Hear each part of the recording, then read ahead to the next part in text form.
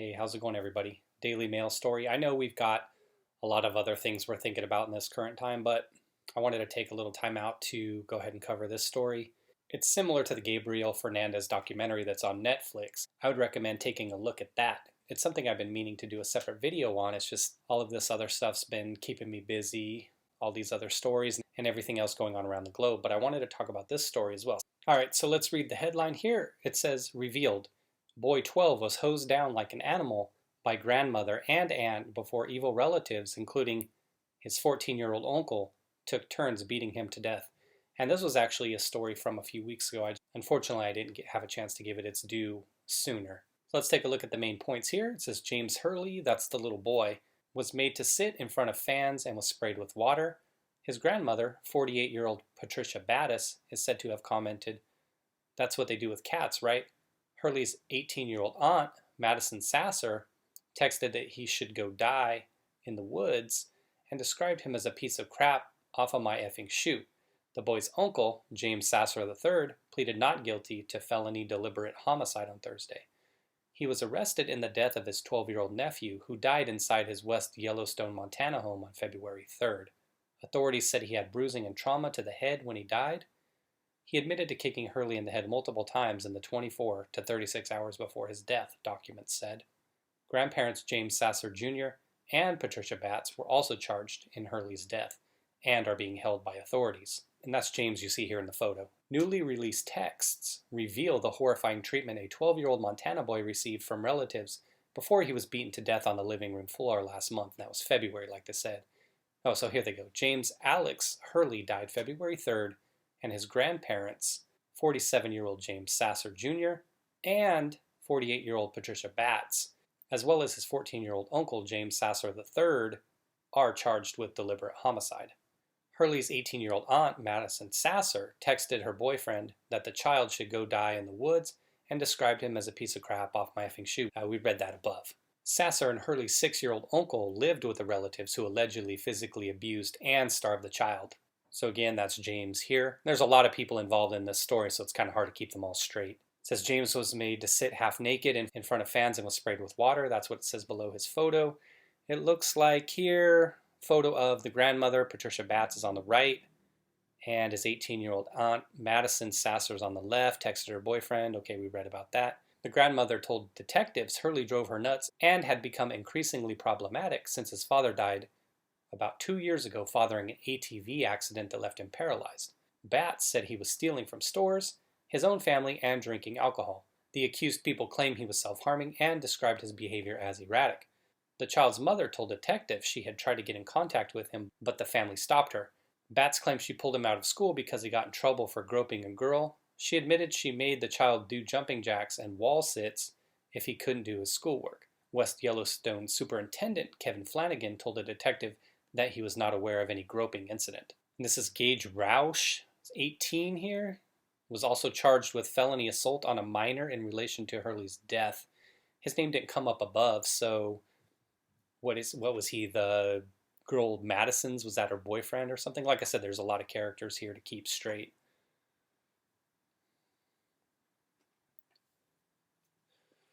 Here you see the garbage. His grandparents, Patricia and James Sasser Jr., who were also arrested in West Yellowstone.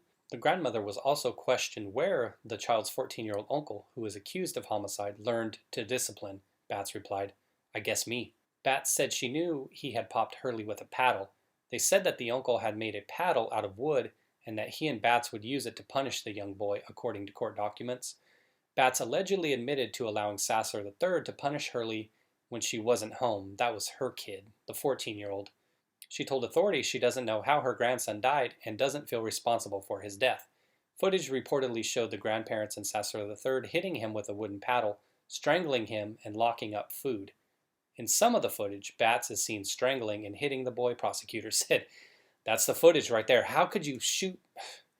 What kind of idiot shoots footage? Well, thankfully we have the footage. Obviously you don't want to see that happen to James, but fortunately, the jury, hopefully, is going to get to take a look at all that footage and give these individuals what they deserve. James Sasser III reportedly admitting to kicking Hurley in the head several times in the 24 to 48 hours before his death. Hurley died from head trauma after Sasser III who was 6 feet tall and weighs 300 pounds, allegedly got into a bad fight with the boy. Can you believe that?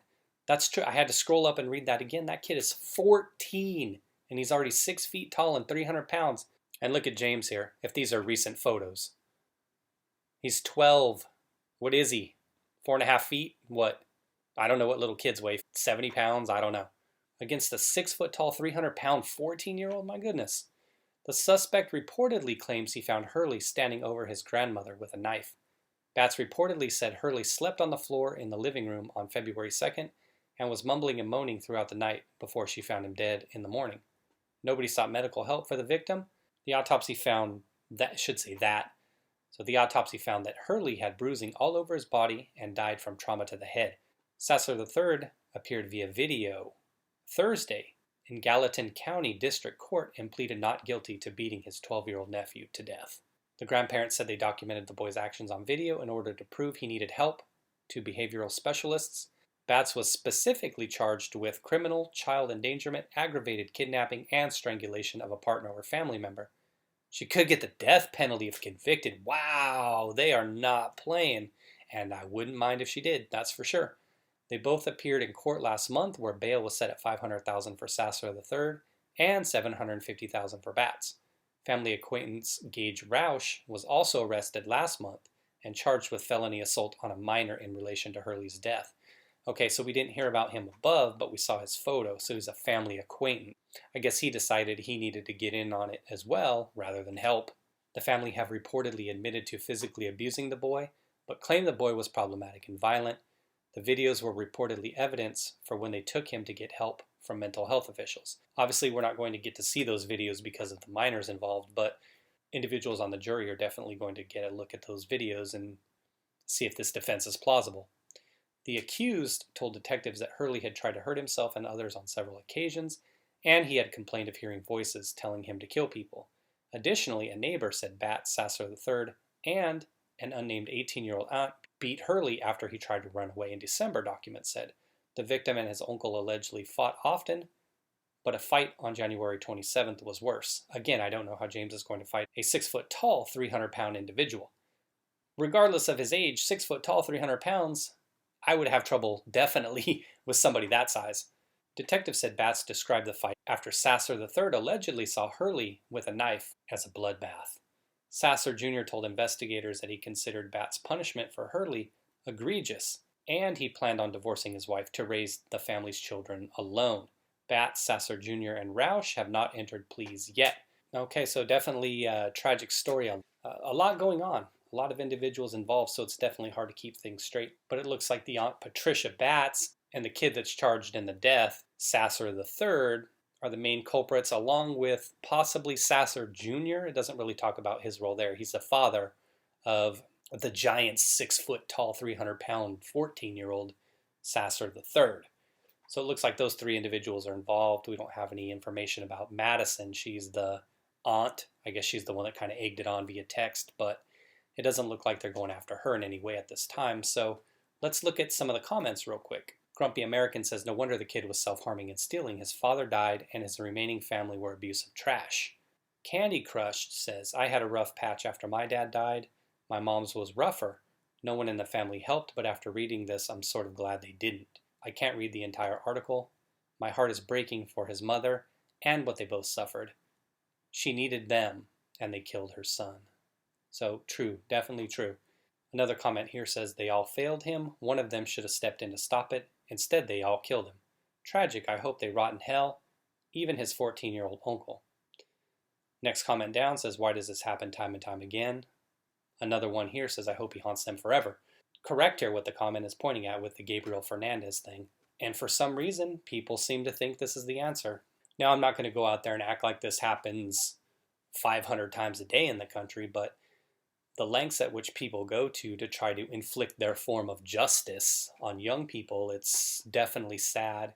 And we hear physical abuse, but then obviously you have the sexual abuse. I can just never understand why individuals choose to go this route. Why we choose as a society to treat our fellow humans this way. I just don't understand why we do it. I guess in a lot of ways I feel fortunate after hearing stuff like this. I my childhood, my family life, and stuff like that. It wasn't perfect. Nobody's is. Parents argue, kids snap back. We think we know everything. And while my life wasn't perfect, there was never any kind of stuff like this. Nothing that ever went to this level. You might get the belt every now and then from the mom, or the wooden spoon or the hanger when you're talking smack back and you don't do what you're supposed to do. But hey, that's all. But hey, I can look back at that and say, hey, I definitely deserved it most of those times, no doubt. A couple smacks here and there, that's nothing. When you start kicking people in the head, especially when you're some 300-pound giant and you start whooping on some little kid, I mean, come on, what's the point? At some point, you've got to know that there's a line and you crossed it big time. And like some of the other comments said, they had the opportunity to help, and for some reason, they decided not to. They decided that the best course of action was just to keep beating on this kid and beating on him. What did they think was going to happen? They were just going to keep beating on him and he was magically going to be better one day? Again, sad stories, hate reading them, but I definitely have to put those out there just so individuals know what kind of stuff is going on and how horrible we can be to people out there. I would say if you know that there's a situation where this is going on, whether it be in your family, somebody else's family, say something. Please don't get involved in this kind of stuff in the sense of continuing the abuse. I know that this is pretty rare, like I said, and most of us are never going to come across stuff because families keep secrets really well. But if you see something, then definitely call it out. Definitely let people know, because we don't want to have a situation like this where kids keep getting beaten to death like this. We definitely don't want to see that. Sexual assaults on kids, the same kind of thing. If you see it out there, call it out. That's all I can ever ask of anybody, and that's just my hope, that we learn how to be better to each other. So that's the video. Thanks as always for watching, everybody. And like always, I just want to wish you all well, and hopefully you all are staying healthy and doing good during these times. So take care, everybody.